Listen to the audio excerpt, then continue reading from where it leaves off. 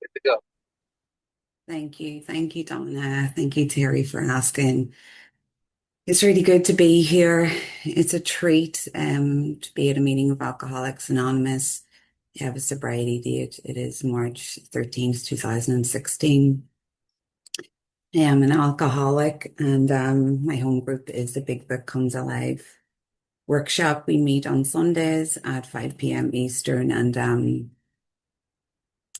I've been thinking about this topic. Trying not to think with my head, but with my heart, and keep the channel open and see what this power lays on my heart. And couple lines from our beautiful text has came to mind is on we've entered the world of the spirit, and the spiritual life is not a theory. And first of all, let me talk about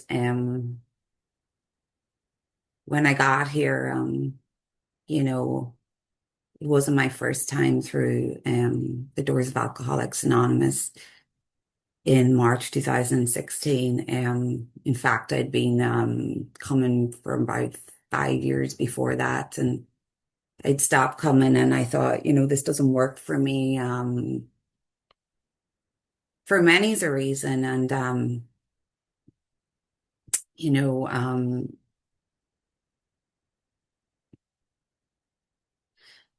suffice to say that I had not had that moment where I was licked. I could see how for 5 years in and outside of Alcoholics Anonymous, what I was doing was managing and controlling my drinking. Also, to say I did not know what I suffered from. How could I be an alcoholic? I live in New York. I'm 22 years old. I have arrived, I have whatever. There's absolutely no way I could be an alcoholic. Plus, the word alcoholic when I was growing up was never a word, in the country in Ireland, we would say, they have a problem, she or he has a problem with the drink. We didn't say that word alcoholic. And so I seen plenty of people around me, have a problem with the drink, right? Um, but I did not know what alcoholism was or what it meant to be alcoholic or what it means to be alcoholic. And I have a very early memory of starting we call it first class in Ireland. I don't know, is it like kindergarten here? First grade, and walking in, and I started school late in the month of September because my birthday I had to get to age 5 before that, I could start. And so it was in September, the middle of September, and I walked into the room with my father late. We were at late for everything. Sorry that I just logged in on the time. Things haven't changed. Well, they have a lot, but some things um have to, but have not yet. Um, and on that first day, I walked in, and I remember having to shudder in myself and go, um, I don't want my dad to leave.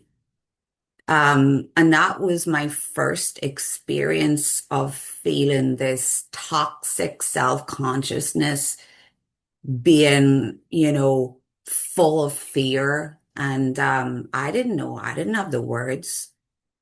And I just went through school as this far flight from reality. To a certain point when I got to high school where it was just all about getting out of here and making money. But what became before that was at the age of 13, I had my first drink that I can remember. Um, and it was Budweiser. And just a little bit of background. I was the girl that I don't do those things. Like I follow rules. I'm the goodie, and my sister was she does this behind the bridge when we're waiting for the school bus. She's down there smoking with the boys. I was like, "Oh, gosh, I never do that." And here I was at the age of 13 having my first experience with alcohol, and little did I know, right? Um, And what it did for me was more important to me and what I remembered than how it tasted. It tasted like, I don't need to say the word, but that's not why I wanted more, right? And what I experienced was my whole insides, and it talks about this in the nine step promises, had changed. My outlook in life changed. Things seemed to, there was a want for life. Whereas before there was darkness, disconnection, dissociation, all of those things. And now I felt a part of life, and it's like I felt like I was with the people I was with. I was in the crowd, whereas I always felt before I was like 2 miles behind. That's an exaggeration, but I was never in. It was never, today I see it as I was never connected. I was never in the moment. And alcohol did for me, we hear it so often, what I could not do for myself. And the reason I say a lot of words like, I'm going to say restless, irritable, and discontented is because I don't have any good words to tell you about my experience. So it's easier for me to use the words of literature. It explains more. It gives a better picture. And so, what I did not know when I had that first drink is that I was restless, irritable, and discontented, as we talk about in the doctor's opinion. And you know, in hindsight being a great picture and a great story is, really, those were just the symptoms of my alcoholism. We also talk about how alcohol was a symptom, but really, when I told you about that moment of walking into my class at school and this toxicity of self-consciousness was on me, that's my spiritual malady. That's the root of all my troubles. My selfishness. And I had a drink. I had to do what I needed to do to survive in this world without a spiritual solution. And the only chemical that would get me away from me and away from you was alcohol, right? Which means I was living a very irresponsible, self-centered, self-seeking, fearful, inconsiderate life. And what happened was, um,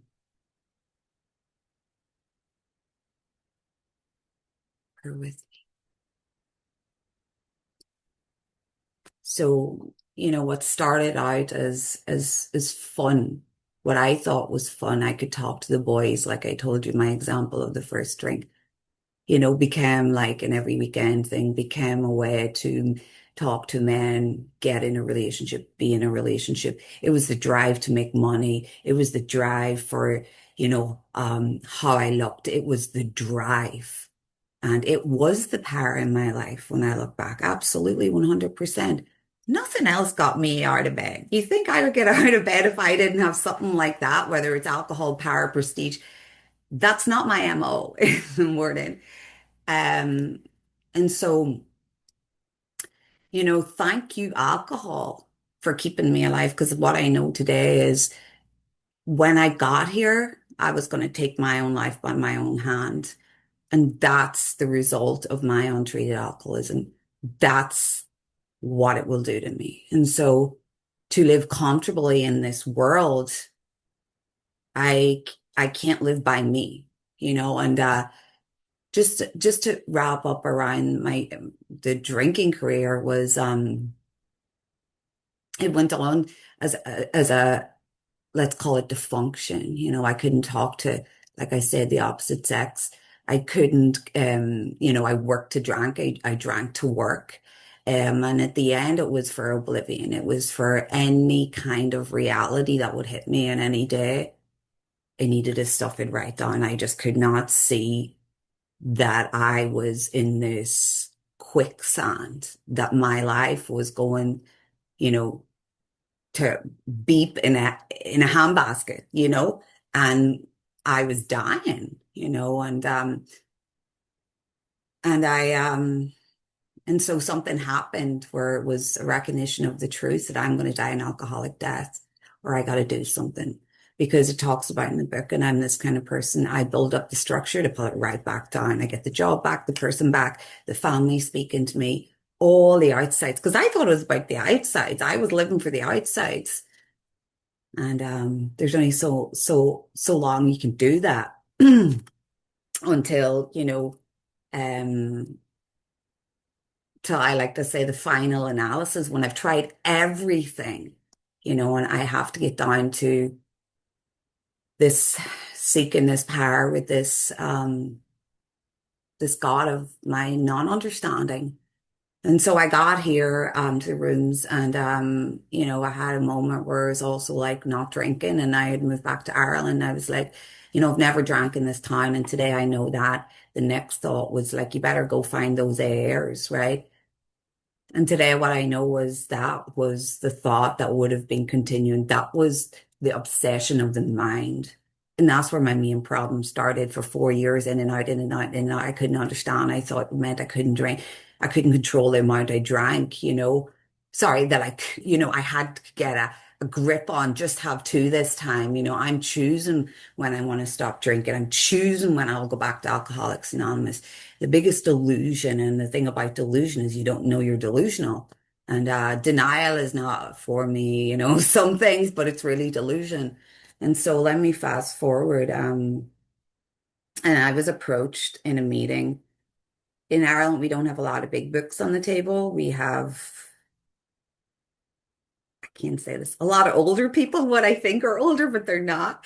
And but I'm really grateful because those people held a space that was safe and there was something about seeing the same people being new that give me this moment of like sanity. And but the problem with that went on for me to see that the rest of these waking hours in my day weren't like that. In fact, everything started to feel and to get worse. And like I said, someone approached me and told me to go to a big book meeting. We got a sponsor, and like I suppose what I'm trying to imply is it wasn't very popular to have a big book there. It wasn't not many people having, there was no big book workshop in my town. I had to travel. There wasn't hardly any women in the rooms. And, you know, and so I got this sponsor and we sat down and we started going through this book of Alcoholics Anonymous. And before I had a sponsor, before I read it, before I did this, before I did that, before I got to the 4 step, before I got to the 12 step, but I never ever worked 10, 11, and 12. And I say work, but I really mean practice, meaning now, and the next now. And I started to see that I have a major problem in step one, and like it did not feel good. And then I will drink. My life is unmanageable. I have this spiritual malady on me, this toxic self-consciousness that's manifesting in many ways, and that I'm being driven something that, I have no control of. Like, and I hear in the rooms, just don't do that at work, just do your job. Don't be scrolling. And I'm going, I can't change this. I keep doing these things I don't want to do at work. I keep being, you know, not nice to people. I can't change on my own is what I see. And, and so I get to see that, this is a major problem and that I need power. And logistically, I got it. So I was able to move in to seeing was, is it possible? Am I willing to believe that it's power greater than myself? And I just knew I was screwed from alcohol. Like I had nothing left. I'm going to take my life by my own hand. That wasn't the plan. You know what I mean? And, I had that step one also experience in sobriety, which was I'll do anything that these people want me to do in this big book. And I say this not out of like, because I got it, but like it didn't scare me immense. When I had that, it didn't scare me because I was married to these words in this book and I was going to do anything. And I could see my prejudice when I looked at step two, and I could see, in the third step, I had a lot of hesitancy. I can't say the word hesitancy. Who is this thing? Like people who say, turn it over. And I'm like, I get on my knees and I say a prayer and I get a little bit of peace and I get up and it's back to me. What do you mean turn it over? Um, and I get to see that I have to make a decision that I'm no longer, and I never was you know, the director, but I thought I was. I was in first place. I was, you know, running the show, but I never really was. But I put myself in that position and getting to see that, my problem is not, it's not alcohol. That was the ease and comfort. That was the grease that made the wheels turn in my day and in my life. And I didn't like those words on page 62. I didn't like it one bit. But I could also see if if something greater than myself can overcome this, then there must be a chance for me. And I really seen it in other people. Um, and I go into step three and I start my inventory and I had a moment during my step three where I was like frightened after it. And people probably think, why are you frightened? Because what I just said was I'm turning whatever, you know, I'm turning over something I can't see, not tangible. I don't trust. I grew up with this other conception and you're expecting me to do what?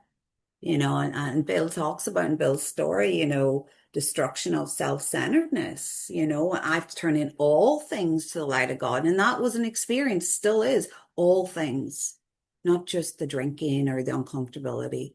And so going through this fourth step and seeing that, first of all, my little spiritual experience was, gosh, you're not the center of the universe. So everything I'd read on three was sucky and eye-opening, but now I got to see it play out in my life on these pages, and that I was angry, that I was fearful, that I was, selfish in my relationship conduct, so many things, and that I was blocked, and like it says in the book, deep down in every man, woman, and child is a fundamental idea of God. It's obscured by pomp and so on and so forth. I can't remember the words. Um, yeah, it's blocked out by all these things. It's blocked out by my resentments. I'm blocked. But the hope is that,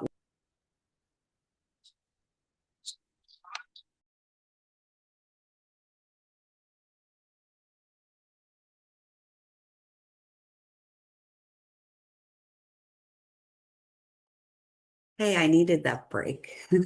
Um, that the faith is when the spiritual malady is overcome, we straighten out mentally and physically. And we have a, a map to get us unblocked, to have faith in this thing that I said I'm willing to believe in step two. But now I got to take this course of action. And like it tells us in the book, we didn't like it. Okay. But my self, my ego can also not be humbled until I do 4 through 9 and continue in 10, 11, and 12. It just can't be that fast. I need to do every single thing to back up that decision. Because when I make the decision and I'm doing these steps, I'm turning it over. I'm not turning it over by saying the prayer. There's also a lot of things I need to look at before I say a step third prayer, which is really just the chat with God, because I have to see how my life is going downhill pretty fast with self. But the turning over is in 4 through 9. That's been my experience. And you know, What's on my heart right now is I think of all the causes, the conditions, the defects, but really it boils down to, for me, it boils down to 62-1 is I could go on, is my self-centeredness, my selfishness. And I didn't know what that meant until someone sat down with me and said, that is not who you are. In fact, those things in the fourth step are not who you are. You are a child of God and like I am you and you are me, like and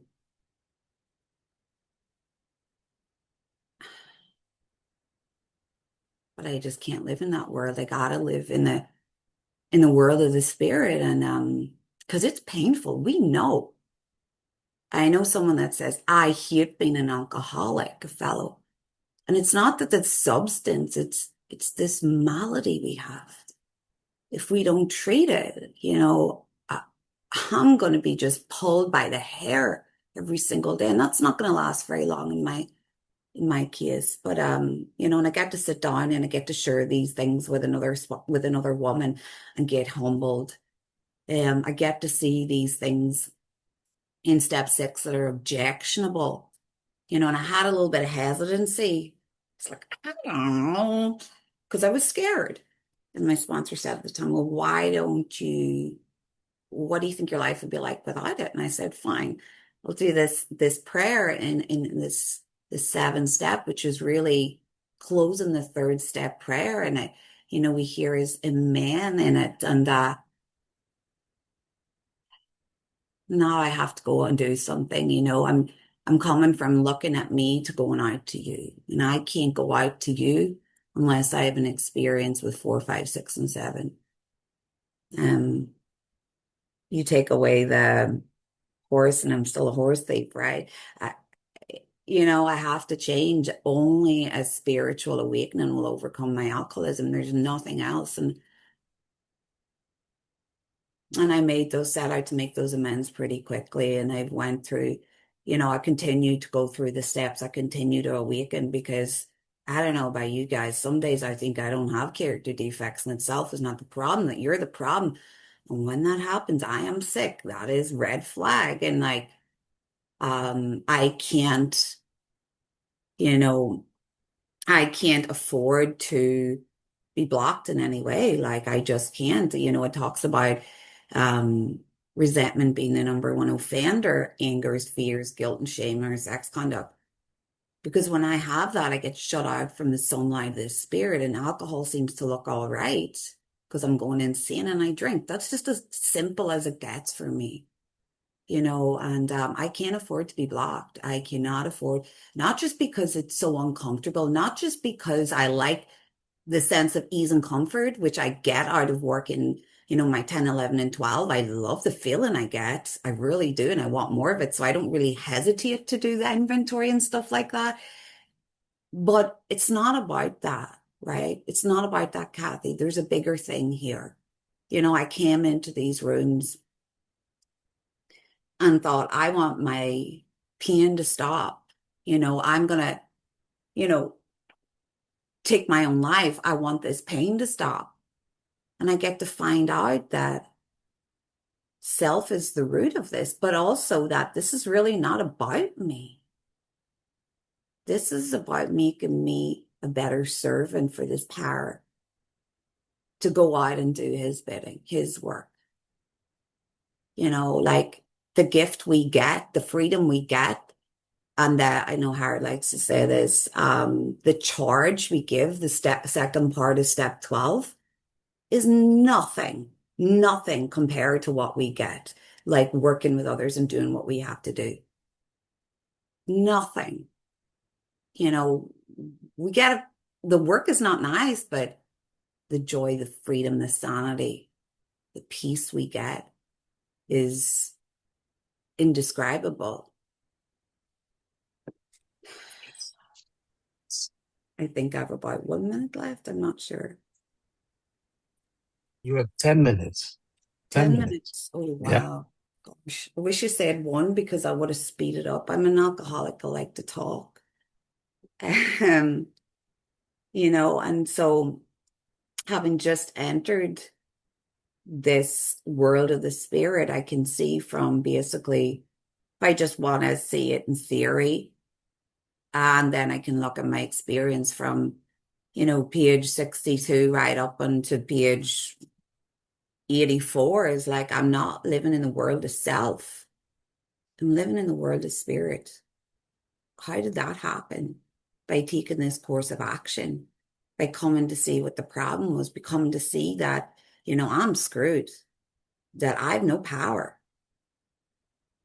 And if I have no power, I have no choice and have no control. But there is who has all one power. There is one who has all one power. And I love that word, one. There's one who has all power. May you find him now. And today that's really where I aspire to live in is the now.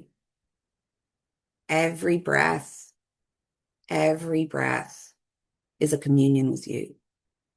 Every step, every step we take is a thank you.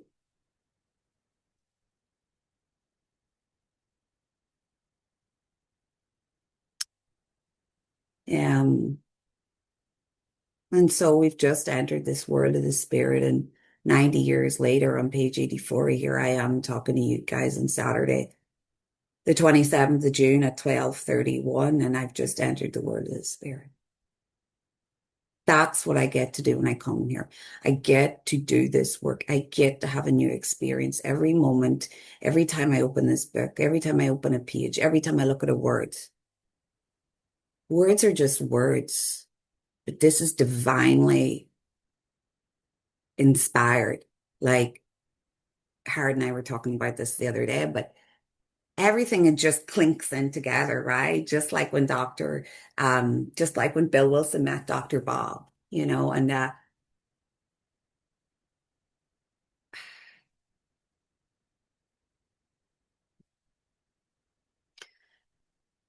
and so I must continue to live in this world of the spirit.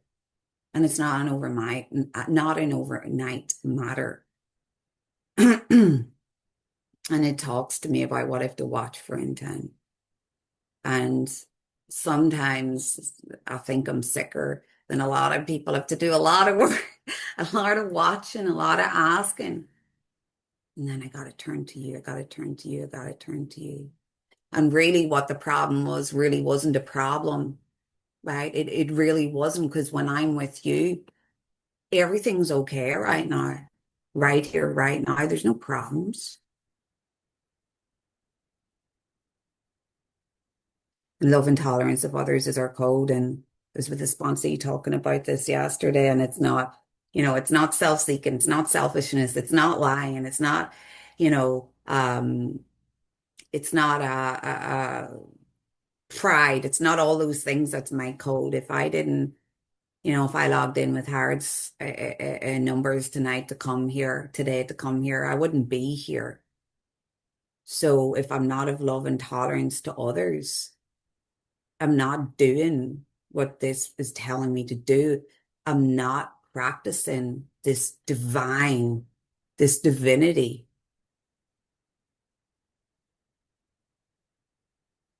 this divinity's map, this divinity's word. And I'm just going to go into step 11 and 12. And, I like to think of 10 as like if you're in a car, I like to think of step 10 as the navigator. I'm so in, 10 and 11 are almost one for me, but they're not. And 10 is so much information. 10 keeps me unblocked. And doing this work for this power. And 11 is like fine tuning that sixth sense. What do you want me to do? My life is not mine. Take everything you want from me and like be careful what you pray for. That's my surrender prayer. Take everything, do whatever you want, abandon myself. And, I do that on a daily basis with 86, 88. I keep it really simple. I'm an alcoholic. 10 years later, I'll always be an alcoholic. Nothing needs to change there. And now the part in 10, in 11 about, outside literature. I do a lot of that kind of stuff. I do my own kind of meditations. Like I'm a seeker, like most of us are, like, but at the end of the day, deep down in every man, woman, and child is a fundamental idea of God. It was, when I got here, I probably said this, I wasn't broken, I was blocked. And so I need to stay unblocked and I need to enhance this, connection, you know, um, this connection with this power, like, and if I'm not connected to the power, I'm not connected to you, and the beautiful thing about this is we've been asleep and we're awakening up. And like, I think of all the people that are awake, like, I'm just going to use the word gurus. They're not gurus, but think of whoever it is you maybe listen to on YouTube or read about. Like, I don't think any of them wanted to be going through what they went through to be those kinds of people. It's not really a choice to be an alcoholic. It's not really a choice for me not to do this work. And and I love On Awakening because it's so simple. This work is really simple. What it is like I want, and it's not this thing about people. The work is simple, but we're complicated. I don't know about yous, but I know about me is like I just got my own plans and designs. I just want to see it the way I want to see it. I want to do what I want to do. I don't want to be uncomfortable. But as we know, if you get a recipe and you want to make a cake, it's not going to turn out what it says it is in the back of the box unless you follow the directions. So how can I expect to get the results of a 12-step program if I'm not doing exactly what it says? I deviate back to step 11. And so, and I love step 11. I love, love, love. And I spend time in the morning. I like to get up early and I like to get up before Howard. And have myself have the house to myself and I love the silence and for me this God is silence, and I need to start and continue to listen more than I talk because you guys are my witnesses. I can talk for 35 minutes and I better be quiet in a second. I'm a good talker, but I'm not a good listener. And there's no relationship unless there's really both. But I also know when I listen to Howard, my world becomes more excitable and creative and more nicer when I hear about you guys and when like I hear or talk about myself because it's really all I know. Like and well, yeah. And so I love step 11 and but it talks about, in the end of on page 88 that we need faith without works is dead. I can do all the praying, I can do all the zenning out, I can do whatever I want, but when I am not sitting with you and I'm not looking you in the eye and I'm not thinking about how I can help you, what spiritual tools we need to apply to whether it be a sponsee that's in 10, 11, and 12 and has an issue, or a person with 30 years that's sitting across me, person that is one day, and we open this divinely inspired text to be read, to be learned from, our map to the gold being the power being love.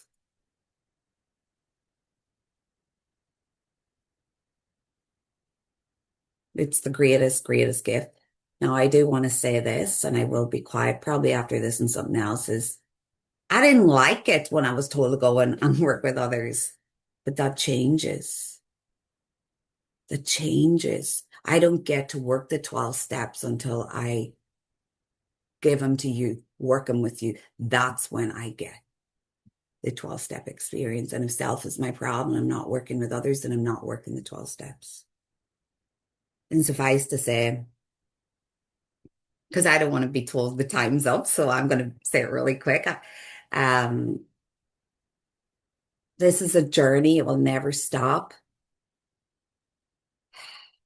You know, I say that with a sigh, but I say that in gratitude because we are the lucky ones. We're not special. We just have a higher purpose. For me, I know that to be true. We're walking in the sunlight of the spirit, the broad and roomy highway, right? And also, this relationship with this power is the most important thing in my life. And I deviate, I'm human. And the last thing I'll say is there's no clocking out. God is a job for us all. I don't get to clock out. Even when I'm sleeping, I have stuff that will come up, I'll remember in my subconscious. So there's no clocking out, but we have been given this superpower to help others. We have a purpose. If you're wondering what yours is, welcome to Alcoholics Anonymous. And that's all I got. Thanks.